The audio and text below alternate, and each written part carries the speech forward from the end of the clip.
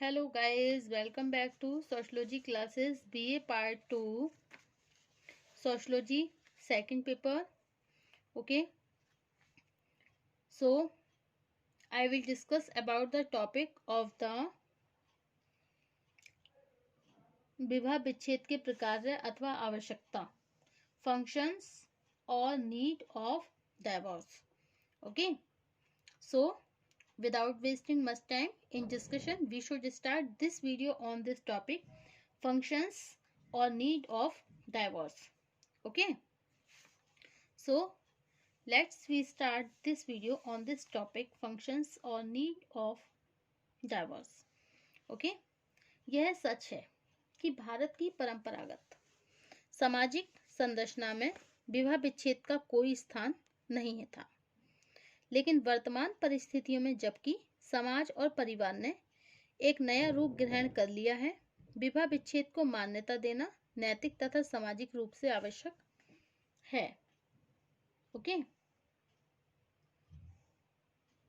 वर्तमान सामाजिक समस्याओं और अनेक रूढ़ियों का समाधान करने के क्षेत्र में भी विवाह विच्छेद के अधिकार अधिक प्रभावी सिद्ध हो सकते हैं. यद्यपि नए कानूनों के द्वारा स्त्रियों को विवाह विच्छेद का अधिकार दिया जा चुका है, लेकिन फिर भी सामाजिक समानता तथा न्याय के आधार पर विवाह विच्छेद की आवश्यकता को समझना आवश्यक है. ओके,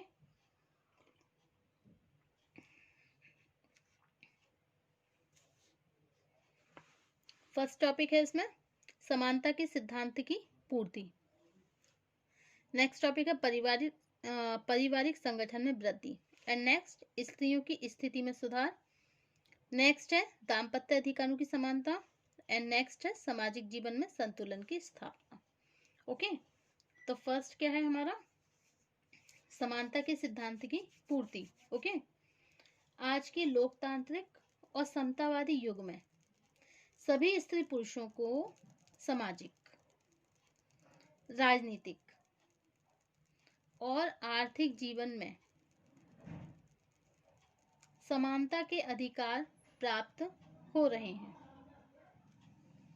ऐसी स्थिति में स्त्री और पुरुषों को पारिवारिक जीवन में भी समान अधिकार प्राप्त होना अत्यधिक आवश्यक है.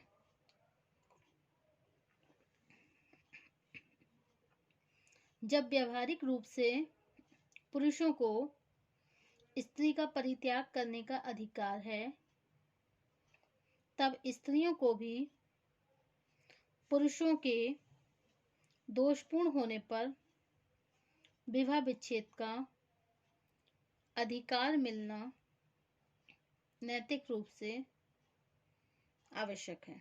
ओके, तो समानता के सिद्धांत की पूर्ति में क्या बताया कि भाई अगर देखिए स्त्री में कोई भी मतलब दोष दिखाई दे रहा है तो उसका पुरुष परित्याग कर सकता है, लेकिन अगर पुरुषों में भी कोई भी दोषपूर्ण होने पर भी विवाह विच्छेद का अधिकार मिलना नैतिक रूप से स्त्रियों के लिए भी आवश्यक है.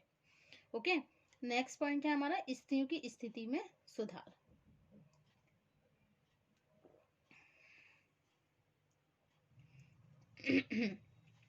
स्त्रियों को विवाह विच्छेद का अधिकार मिल जाने से पुरुष के मन में यह भावना उत्पन्न होगी कि स्त्री को उसके परिवार अधिकार प्रदान किए जाएं, जिससे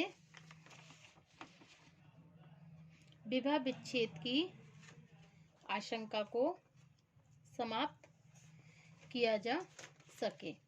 ओके, इस प्रकार परिवार में स्त्री को एक सम्मानित पद देने और उसके प्रति पुरुषों की परंपरागत मनोवृत्ति बदलने के लिए उसे विवाह विच्छेद के अधिकार प्राप्त होना आवश्यक है. ओके, अब नेक्स्ट पॉइंट है आपका पारिवारिक संगठन में वृद्धि. पारिवारिक संगठन में वृद्धि. ओके, देखिए वर्तमान परिवारों की जो संरचना होती है अब एक नया रूप ग्रहण कर रही है. ठीक है, आज के परिवारों की संरचना आप देख सकते हैं आजकल के समाज में जो हमारे फैमिली का स्ट्रक्चर है तो ये क्या हो रहा है, इसने एक नया रूप ग्रहण कर लिया है। ठीक है, जिसमें क्या होता है, सामान्यतः जो हस्बैंड वाइफ होते हैं और उनके बच्चों का ही समावेश होता है। उसमें कौन कौन होता है, हस्बैंड वाइफ और उनके बच्चों का केवल समावेश होता है। संयुक्त परिवारों में पुरुष का दुराचारी होना स्त्री के जीवन को उतना अधिक प्रभावित नहीं करता था, लेकिन वर्तमान युग के मूल परिवारों, न्यूक्लियर फैमिलीज में यदि पुरुष दुराचारी, अपराधी, क्रूर अथवा चरित्रहीन हो तो पत्नी के लिए एक क्षण भी सुख में रहना संभव नहीं है। ऐसे वातावरण में बच्चों का जीवन भी विघटित हो सकता है। इस स्थिति से स्त्री तथा बच्चों की रक्षा करने और परिवार के जीवन को अधिक संगठन बनाने के लिए आवश्यक है क्या, कि कुछ विशेष परिस्थितियों में स्त्रियों के विवाह विच्छेद के अधिकारों को सामाजिक मान्यता प्रदान की जाए। ओके, अब नेक्स्ट है दाम्पत्य अधिकारों की समानता। भारत में स्मृति काल से ही आरंभ होने वाले अधिकांश नियम असमानताकारी मूल्यों पर आधारित होने के साथ ही महिलाओं के शोषण को प्रोत्साहन देने वाले थे। ऐसी स्थिति में यह आवश्यक है कि स्त्रियों को विवाह विच्छेद का अधिकार दिया जाए, जिसमें बेमेल विवाह, बाल विवाह और परित्याग जैसी कुप्रथाओं के प्रभाव को कम किया जा सके। स्त्रियों को तलाक का अधिकार मिलने से माता पिता अपनी लड़की की भावनाओं का समुचित ध्यान रखेंगे और इस प्रकार ये कुप्रथाएं धीरे धीरे अपने आप समाप्त हो जाएंगी। ओके, अब नेक्स्ट टॉपिक है आपका सामाजिक जीवन में संतुलन की स्थापना। ओके, औद्योगिकरण, नगरीकरण और शिक्षा के फलस्वरूप हमारे वर्तमान जीवन में बहुत तेजी से परिवर्तन हो रहा है। ओके, आज स्त्रियां शिक्षा प्राप्त करके आर्थिक जीवन में भी प्रवेश कर रही हैं। एजुकेशन प्राप्त करके तो जो इकोनॉमिक लाइफ है उसमें भी वो एंट्री कर रही हैं। राजनीति में सक्रिय योगदान भी दे रही हैं, पॉलिटिकल के क्षेत्र में भी आगे बढ़ रही हैं और उनमें स्वतंत्र रूप से जीवन व्यतीत कर सकने की अपूर्व क्षमता दिखाई देने लगी है। दूसरी ओर वैधानिक रूप से भी स्त्रियों को अपनी इच्छा से विवाह करने और संपत्ति में हिस्सा प्राप्त करने के अधिकार प्राप्त हो गए हैं। इसके बाद भी यदि सामाजिक रूप से उन्हें विवाह विच्छेद के अधिकार से वंचित रखा जाएगा, तब निश्चय ही सामाजिक व्यवस्था में गंभीर असंतुलन पैदा हो जाएगा। इस स्थिति में समाज को तभी बचाया जा सकता है जब स्त्रियों को विवाह विच्छेद के व्यवहारिक अधिकार प्राप्त हो जाए। ओके, तो हमारी ये क्या है, फंक्शंस और नीड ऑफ डाइवोर्स। ओके, अब नेक्स्ट टॉपिक है हमारा विवाह विच्छेद के दुष्परिणाम। विवाह विच्छेद के दुष्परिणाम, evil effect of divorce. Okay, यह सच है कि सामाजिक समानता तथा न्याय के लिए विवाह विच्छेद को मान्यता देना आवश्यक है, लेकिन भारतीय समाज की एक विशेष संरचना को ध्यान में रखते हुए इसके कुछ हानिकारक परिणाम भी हो सकते हैं। ओके, जैसे भारतीय संस्कृति और परंपरा के प्रतिकूल। ओके, सेकंड पॉइंट क्या है, आर्थिक दृष्टिकोण से अव्यवहारिक। नेक्स्ट क्या है, पारिवारिक संगठन के लिए घातक और बच्चों की समस्या। ओके, तो भारतीय संस्कृति और परंपरा के प्रतिकूल। देखिए, हिंदू जीवन में विवाह एक धार्मिक बंधन है जिसको जीवन पर्यंत तोड़ा नहीं जा सकता। अधिकांश स्त्रियों का जीवन आज भी परंपरागत है तथा उन्हीं के द्वारा बच्चों का समुचित ढंग से समाजीकरण हो पाता है।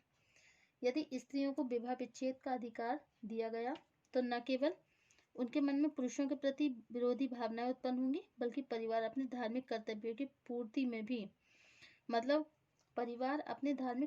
पूर्ति में भी असफल रह जाएगा।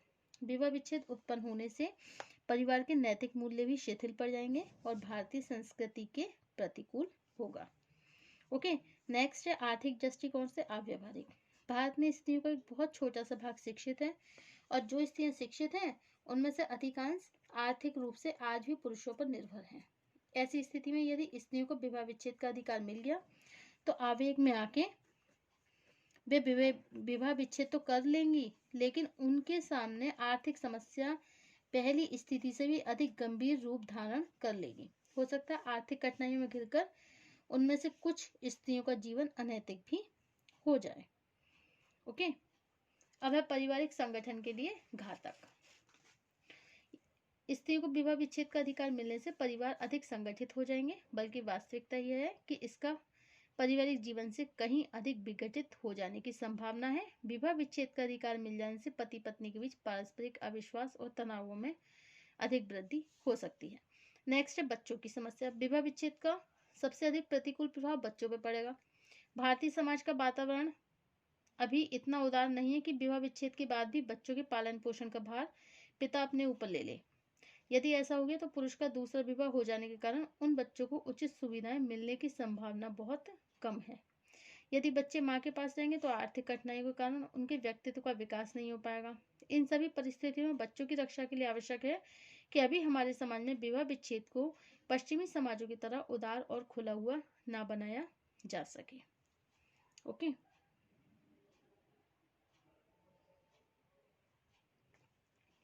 वर्तमान युग में हिंदू विवाह से संबंधित अधिकांश समस्याएं आज भी गंभीर बनी हुई हैं। यद्यपि शिक्षा के क्षेत्र में औद्योगिकरण और सामाजिक जागरूकता में वृद्धि होने से इन समस्याओं के विरोध में जनमत निर्माण भी होने लगा है।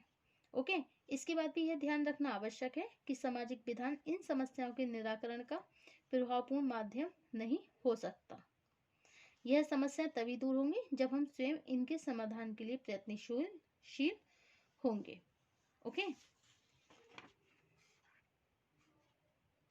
सो नेक्स्ट टॉपिक होगा हमारा नेक्स्ट टर्न पे हिंदू विवाह अधिनियम। Okay. Hindu marriage act 1955। Thank you for watching my YouTube channel. Thank you so much.